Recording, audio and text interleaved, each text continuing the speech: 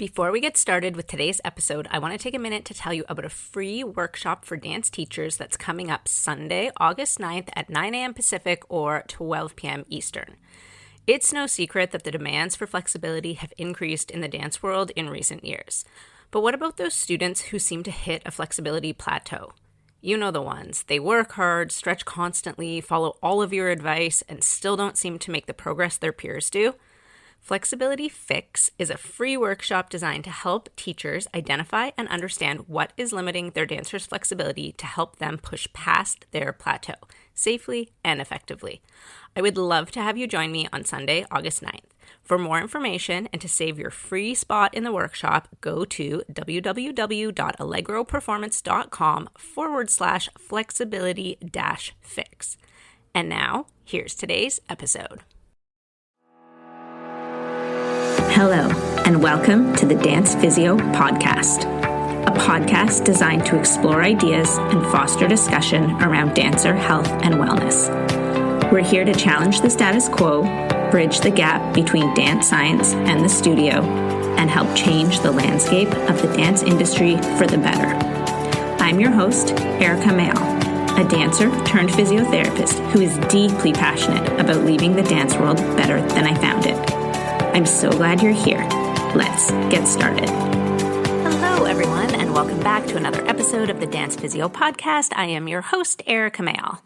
Today, we are going to chat about things that could be contributing to dancers plateauing or not progressing in their flexibility in the manner with which they hope to. So whether that is the amount of flexibility or whether that's like the speed of improvement that they're seeing, we're going to talk about factors that could be contributing to this. First off, though, I do want to say that I am not talking about dancers who are inconsistently working on their flexibility. So one of the biggest things with mobility and flexibility is that we do need to have some sort of consistent input into it. And so if we have a dancer who has goals of increasing flexibility, but they're not yet working on it in a consistent manner, that's going to be step number one. So all the things I'm going to talk about that might be contributing to these plateaus, if we're not working on things consistently, that is absolutely step number one. But that's not who I want to focus on today.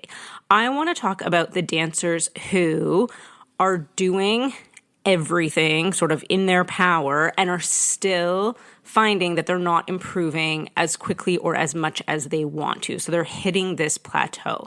And these might be the dancers who, are really diligent about stretching every day. They're constantly asking for new stretches or different stretches or that type of thing. And they're really working hard and being diligent about it and being consistent about it, but they are still not making the progress that they want to make, or maybe that you, if you are a teacher, that you would expect them to be making. So we're going to talk about some things that can contribute to these plateaus that we see in flexibility. This list is not exhaustive. These are just probably the top ones that I see most commonly contributing, and they're not in any particular order either. It was just the way things came out of my brain. So we're going to talk about 5 things that could be contributing to these plateaus, or maybe, I don't like the word lack of progress, because oftentimes dancers are still progressing. It's just maybe not at the rate or the amount that they want to be. So I kind of like the word plateau a little bit better. But sometimes you'll hear people refer to it as sort of like a lack of progress in flexibility or that type of thing. So number 1 on the list, and remember, these are in no particular order, but dancers who are going through or have recently gone through a growth spurt.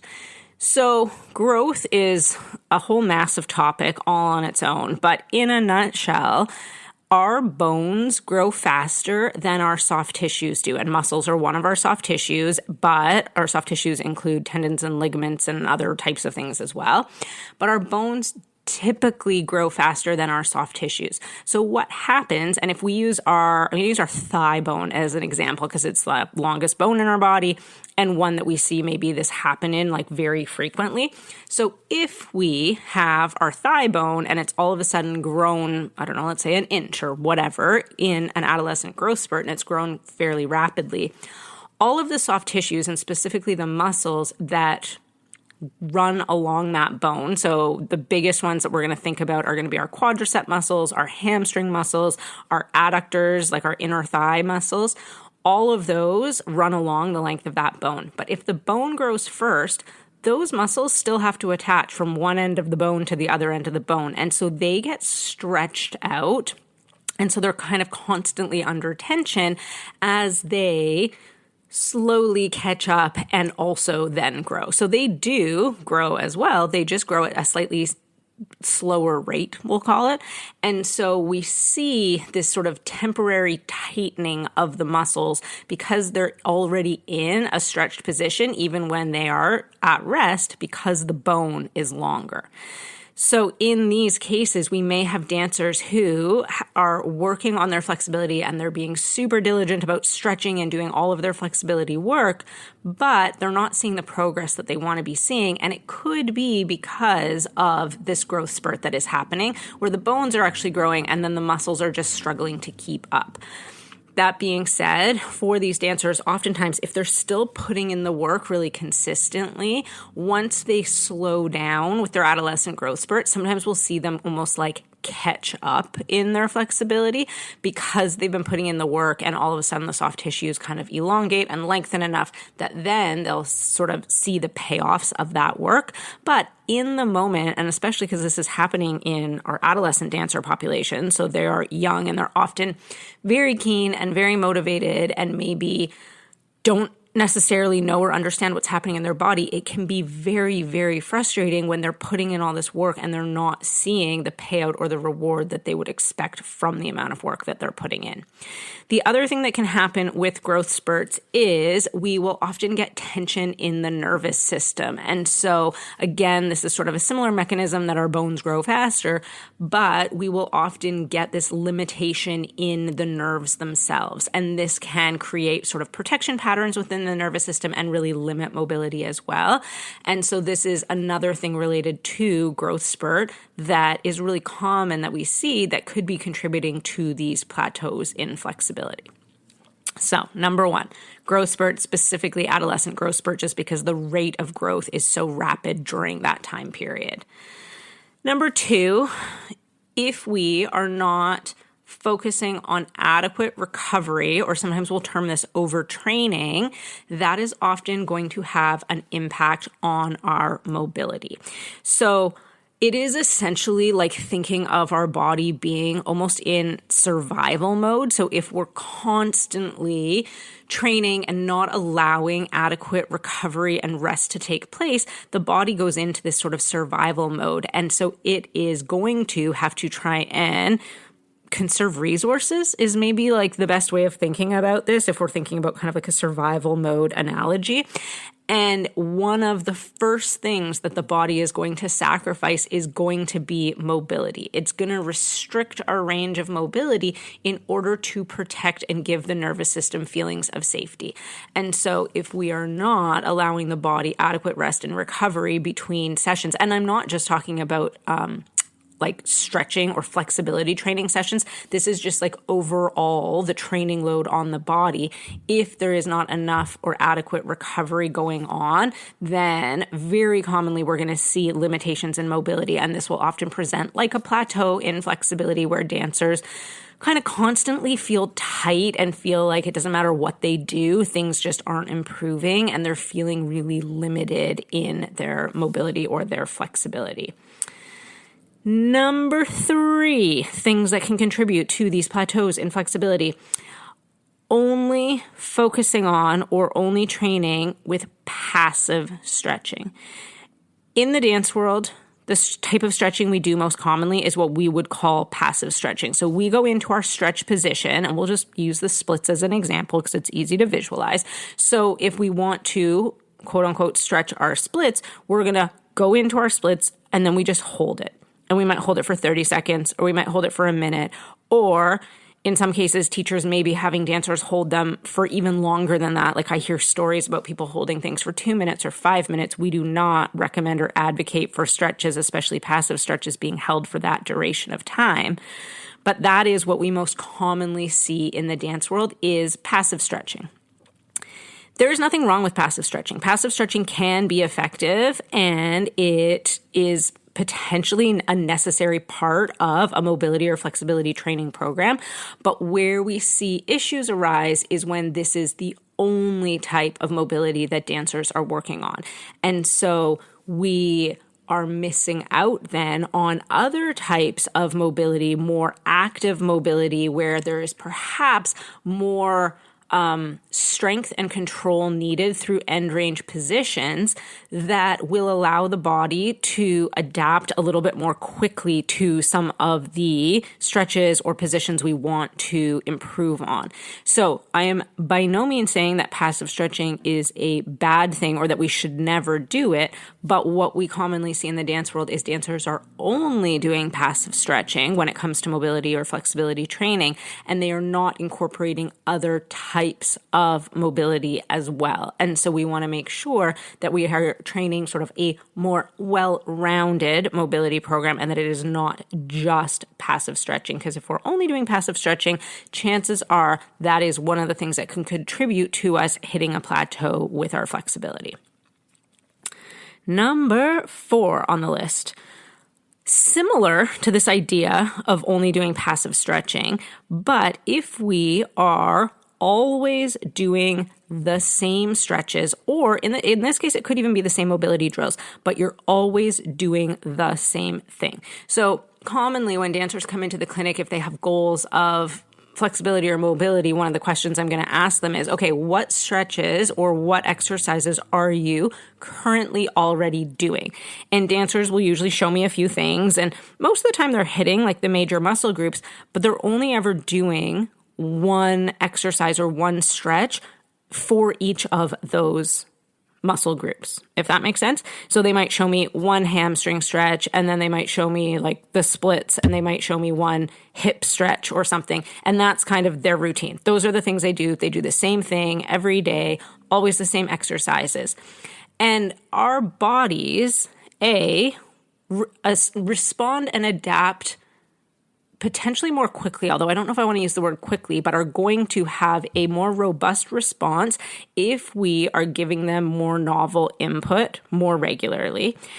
And if we think about the demands of dance, we need mobility in many, many, many different planes of movement and in different parts of the body and in different angles and all of those types of things. So if we are only ever stretching in one direction with one type of stretch for a particular muscle group, we may improve our flexibility in that particular plane of movement for that particular muscle group, but that may not translate into the flexibility that a dancer requires or desires for what it is they're actually trying to do in dance. And we see this commonly where a dancer will perform a specific stretch and you look at that stretch and they're actually not super limited in that stretch. Like they get good range and you think, okay, well, they don't seem particularly limited. But then you look at them doing more dance specific skills and you can see that there's other components of those movements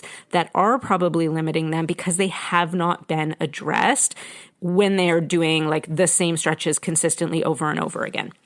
So I will always advocate for dancers having a fairly robust library, if you will, of exercises they can pull from so that we can change things up. Also, just from like a boredom perspective, like from a more cognitive perspective, it gets very, very repetitive and very boring to do the same thing every single day. And so if we have dancers who maybe are struggling with consistency or with adherence to any sort of mobility training program, sometimes some people respond much better to having novelty within that program. So if they have a little bit of a library of, say, we're working on hamstring flexibility, but they've got 5, 6, 8, 10 different stretches that they know that work on hamstring flexibility, then they have something different to pull from on any given day. So one day they might do one of those stretches. The next day they might do 2 of them, but different ones.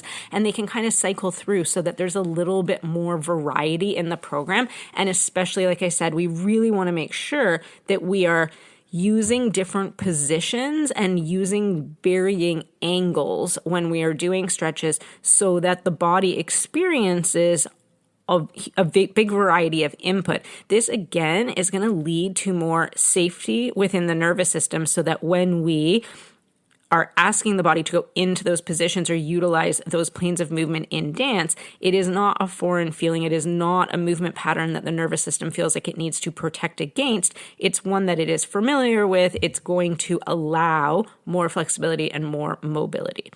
So that was a very, very long-winded way of saying that one of the things that might be contributing to a dancer's plateau and flexibility is if they are always doing the same stretches day in and day out, and they're never kind of like shaking things up and mixing things up and using different movement patterns. All right. That was number 4. Number 5, and the final one on my list for today. Like I said, this list is not exhaustive. There's lots of other things that we could add to this list, but these are probably like the biggest ones that I see most commonly. And if we address some of these, we'll, see dancers actually break through that plateau and start to see the improvements in their flexibility that they really want to see. So number 5 is hypermobility. And hypermobility really actually refers to the amount of movement or mobility occurring at the joints in our body. And there is a bit of a misconception in the dance world, well, actually in the general population still, that hypermobility automatically means that you're super, super flexible. And in some people, that can be true. And so we do have some dancers who may be hypermobile who are also very flexible and can kind of show off, or I often use the word kind of like exploit that mobility. But just as commonly, we will see dancers who are hypermobile. So their joints have a lot of mobility in them, but they do not have a lot of flexibility within their muscles. And this is usually, again, a protective pattern that is developing. So if we have a lot of mobility in our joints, and especially uncontrolled mobility, so maybe those joints are actually a bit unstable and the body feels like it can't control those joints well, the nervous system is generally going to try and figure out a way to control for that excess mobility. And the easiest way for it to do it is to create limitations in mobility or stiffness or tightness in the muscles that cross those joints. And so we very commonly will see dancers who really struggle with their flexibility and feel like they just aren't making progress with regular stretching. But when we actually assess them and evaluate, they're quite hypermobile, and it's very much a protection pattern that the body is exhibiting. So for these dancers, doing more stretching is not the answer. They need a different approach in order for their body to be able to gain stability, gain control, especially control at end ranges of their mobility, and be able to feel safe enough that the body is going to allow them to go into the positions of increased flexibility or mobility that they may be seeking. So this one, sometimes people feel like it's a bit like counterintuitive, or people are often really surprised. And especially I would say if I have a dancer who I've assessed in the clinic and they've been referred by their teacher and, we're communicating, oftentimes if it comes up that I'm like, oh yeah, this dancer's hypermobile, the teachers are often really shocked because they're like the least flexible person in my class. Like they struggle so much with all the flexibility stuff. And again, it's this idea that I think there's a misunderstanding that hypermobility always equals flexibility. And oftentimes it does not. Oftentimes that especially uncontrolled hypermobility actually presents as restrictions and protection and limitations in flexibility. So it's something that we want to be aware of, because this can absolutely be one of the things contributing to dancers plateauing in their flexibility or not making the progress that they want to make with their flexibility training. So those are my top 5 things. I realize I ran through those very quickly, but if you want more information on flexibility in dancers and kind of diving into some of those topics just a little bit more, I know I've alluded to the aspects of the nervous system and its role in controlling mobility and allowing mobility and things like that. I did a series on flexibility way back when. I think it was in 2024, maybe. And there are 4 podcast episodes that are all about flexibility in dancers. They are episodes number 11, 12, 13, and 14, and they each go into a really specific aspect of flexibility and mobility. So if this is a topic that you're like, tell me more, I'm super fascinated by what you just said, go back and have a listen to those episodes because I do go into a lot more detail in those and you can get a little bit more information. So I will link those in the show notes for you. But if you are a dancer or if you're a teacher and you have dancers who are maybe struggling with a little bit of a plateau or limitations in their flexibility, have a think about these 5 things we just went through today and see if maybe 1 or 2 of those are sort of, setting off any light bulbs and could be an area that you could go and think about addressing to help your dancers push past that plateau in their flexibility. All right. I hope that was helpful. Thank you all so much for listening. And as always, I hope you have a great rest of your day.